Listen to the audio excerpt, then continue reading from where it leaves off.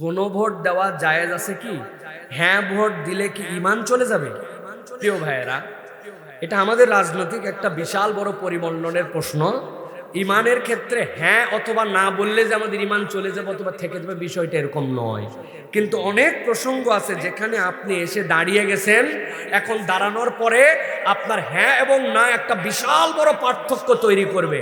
এই দেশে আমরা দেখেছি বিনা ভোটে, রাতের ভোটে, নানান ধরনের অপকৌশলে এক একজন 3 টার্ম 4 টার্ম থাকতে পারে। এই একটা ভোট যতটুকু আমি বুঝছি, কোনো বাপের বেটার আর অধিকার থাকবে না 2 টার্মের বেশি আর থাকতে পারবে না, তুমি যতই যোগ্যতা হও। তো অন্তত পক্ষে এইটা হলেও তো, কেউ যদি জুলুমও করে, বাবা 2 বার দেখে তুই বিদায়, এইটা হলেও হওয়া দরকার, ঠিক না? তা আমি তো বুঝছি যে এইটা হলে আমাদের জন্য হতে পারে। আর এইটার সাথে সবকিছুর সাথে ঈমান থাকা, ঈমান চলে যাওয়া, এটা রিলেট করা যাবে না। কারণ এর মধ্যে অনেকগুলা টার্ম এবং কন্ডিশন আছে।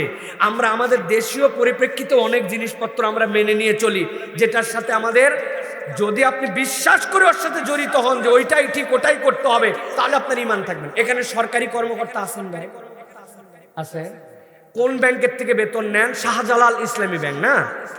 সোনালী ব্যাংক না? সোনালী ব্যাংক কি মুনাফা ভিত্তিক ব্যাংক না সুদ ভিত্তিক ব্যাংক? কি উনি বিশ্বাস করে যে হ্যাঁ সুদ খেলে কোনো গুনাহ নাই, সুদের কোনো গুনাহ নেই, এগুলো আল্লাহ রসুল যা বলে গেছে এগুলোর সাথে আমি নাই, এটা সরকারি চাকরিকে নেওয়া লাগে, এইটা যদি বলে সোনালী ব্যাংকের থেকে নেয়, উনার ঈমান হ্যাঁ নার মধ্যে চলে যাবে।